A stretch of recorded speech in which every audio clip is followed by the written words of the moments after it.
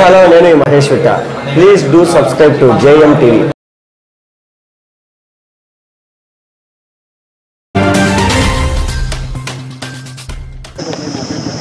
Election అబ్జర్వేషన్లో భాగంగా నేను ఇక్కడ రాజపాలెం మండలంలో టంకూరు గ్రామంలో ఉన్నాను.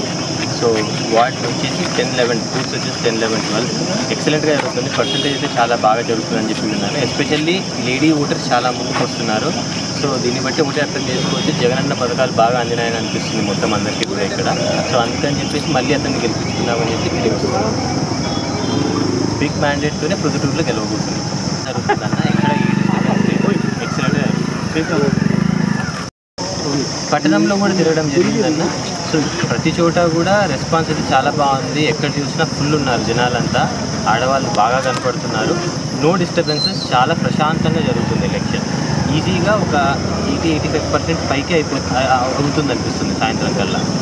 మాకు వచ్చిన ఇన్ఫర్మేషన్ ప్రకారం 12-13%, 9 గంటలకైతే 13% అయింది అని చెప్పి ఇన్ఫర్మేషన్ వచ్చింది. ఇప్పటికి నాకు తెలిసినంత వరకు ఒక 20% దగ్గరికి ఈజీగా అయింది. 20-25 టంకూరు గ్రామంలో 10, 11, 12 బూతులు ఉన్నాయి. స్వచ్ఛందంగా ప్రజలందరూ వచ్చి తమ ఓటు హక్కును వినియోగించుకుంటున్నారు. ఎటువంటి సమస్యలు లేకుండా, ఎటువంటి ప్రాబ్లమ్స్ లేకుండా అధికారులు కూడా అన్ని విధాలుగా ఏర్పాట్లు చేయడం జరిగింది. సో ప్రజలు స్వచ్ఛందంగా ఓటు వేసి తన ఓటు హక్కును వినియోగించుకునేందుకు ధన్యవాదాలు. చాలా ప్రశాంతమైన వాతావరణంలో టంకూరులో పోలింగ్ జరుగుతుంది. 2800 మంది ఓటర్లు ఉన్నారు. 3 బూతులు ఉన్నాయి. 10వ బూత్లో వచ్చేసి 1042 ఉన్నాయి. 11వ బూత్లో 1240 ఓట్లు ఉన్నాయి. 11వ బూత్లో 1240 ఉన్నాయి. 12వ బూత్లో 554 ఓట్లు ఉన్నాయి. సో తమ ఓటుకు చాలా బాగా నిర్వహించుకుంటున్నారు. ఇప్పటివరకు మా ఊళ్ళో 40% దాకా ఉందని మీరు కూడా చూడొచ్చు. బారులు తీరి ఉన్నారు జనాలు 3 బూత్లలో. ఎటువంటి గొడవలు లేవు. చాలా ప్రశాంతమైన వాతావరణంలో మా ఊళ్ళో ఎటువంటి చిన్న వివేక్ష కూడా లేకుండా బ్రహ్మాండమైన ఎలక్షన్ జరుగుతూ ఉంది.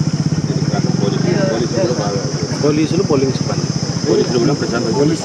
పోలీస్ సిబ్బంది కానీ మరియు అధికారులు కానీ, ఎలక్షన్ సిబ్బంది కానీ, POలు కానీ చాలా బాగా సహకరిస్తూ ప్రజలు కూడా ఎవరన్నా లేడీస్, ముసలి వాళ్ళు ఉన్నా కూడా, గర్భవతులు ఉన్నా కూడా, చిన్నపిల్లల వాళ్ళు ఉన్నా కూడా పోలీసు వాళ్ళ దగ్గర ఉండి లోపల తీసుకున్నవి వాళ్ళకి ఓటు వేసి రూపాయలు తొందరగా కూడా పంపిస్తున్నారు.